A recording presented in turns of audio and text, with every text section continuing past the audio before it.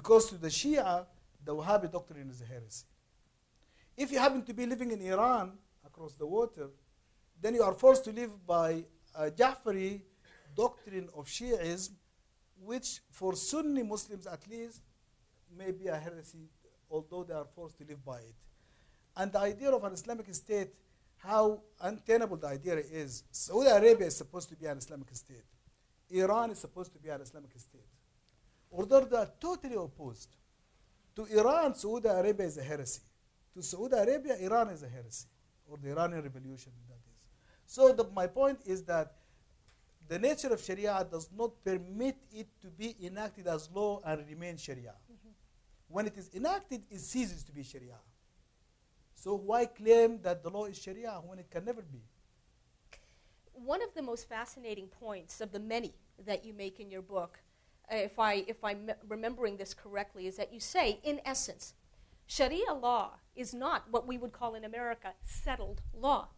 It needs to evolve precisely to remain relevant and responsive to the changing needs of believers.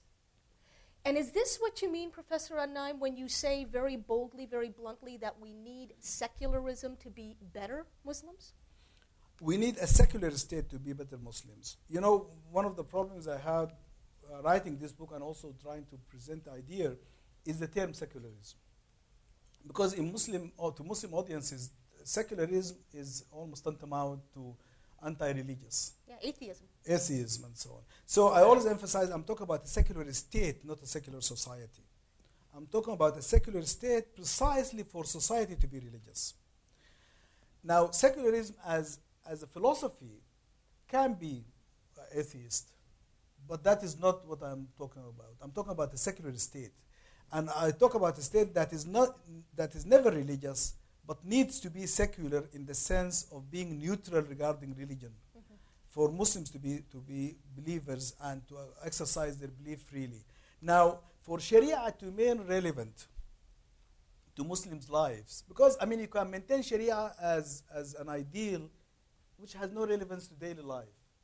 And this is what happens for most of us most of the time, that none of us, I say this categorically, not a single Muslim today, anywhere of the 1,200 million Muslims, live fully by Sharia. None of us does. But the hypocrisy of keeping sort of reference to Sharia as an ideal, instead of engaging to transform our understanding of the ideal, to make it more livable, we keep lip service to Sharia and live our lives completely at opposition to it. So I would rather struggle to transform my understanding of Sharia to live by my conviction of what Sharia means and be accountable for it. Because I have no illusion, in fact, my conviction completely is that I'm accountable for Sharia and my performance of my obligations under Sharia, but accountable to God and only to God.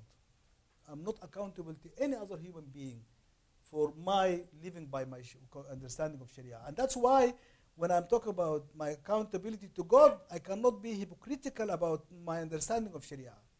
Because to me as a Muslim, God knows what my understanding is, and God knows what my performance is. But let me then just take you back to something you said a few minutes ago, that conflict and disagreement are wonderful. They're creative forces. What's destructive is violence. Correct. Given what you have just said, that you are accountable only to God in the way you perform, and practice Islam, couldn't a violent jihadi use exactly that same argument to escape accountability to the Muslim community and to others, in our world who accuse him or her of violating basic human rights, basic standards of decency by blowing other people up, including him or herself? After all, he or she is only accountable to God, not to you and not to me. No, I didn't. Only accountable to God regarding my behavior from a Sharia point of view. But that is not the only accountability that is required. We are accountable to other human beings through law and the state and the rule of law and basic human rights, I believe.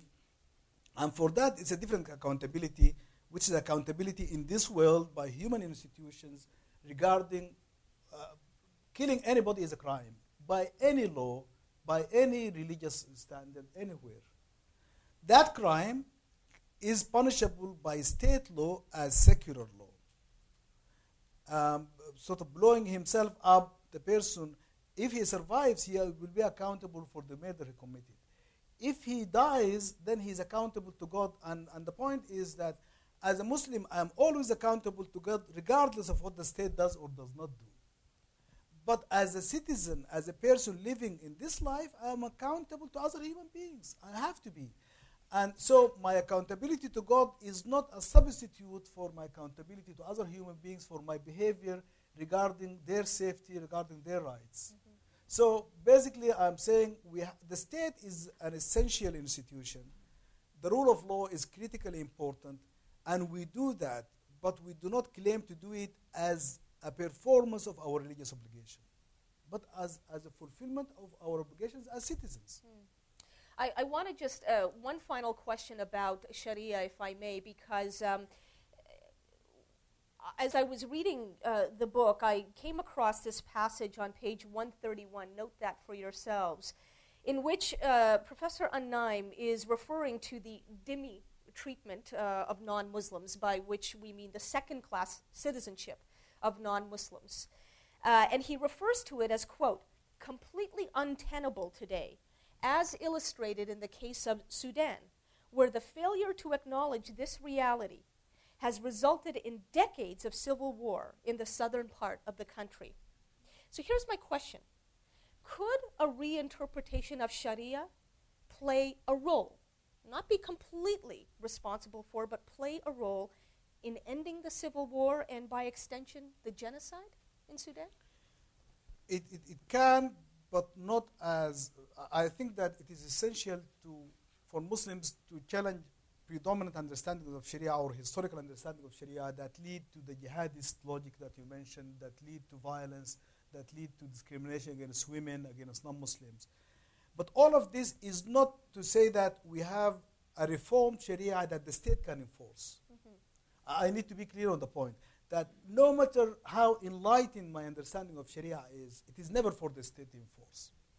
But an enlightened understanding of Sharia is critically important for the role of Sharia in society, because Sharia remains for Muslims in society a very vital resource for socialization of children, for gender power relations in the family, for neighborly and community relations. So yes, we need a reformation of Sharia, reinterpretation of Sharia. And by the way, Sharia is always a product of reinterpretation and interpretation. That is, the notion that Sharia is divine contradicts the nature of Sharia. Again, because for me as a Muslim, the Quran is a divine source. The Sunnah of the Prophet, the traditions of the Prophet are a divine source. But every human understanding of that is only human. And it cannot be otherwise. So when the divine enters my consciousness as a human being, it is no longer the divine. It is my consciousness of the divine. And I am a human living in time and place. So Sharia is Muslims' understanding of Islam. And it's always contextual, it's always historical, and it's always contingent, and always contested. Mm-hmm. So my point is that, yes, we need to reform Sharia, or at least our understanding of Sharia, so that we can support values of constitutionalism, of citizenship, of human rights, which will end the war in Sudan and which will end the war everywhere where Muslims are involved. But all of that in relation to transforming Muslims' attitudes, but never with a view to saying that this is something that the state can enforce. Right. Because I happen to like it. Because next day someone else will come to control the state and they will enforce their view of Sharia.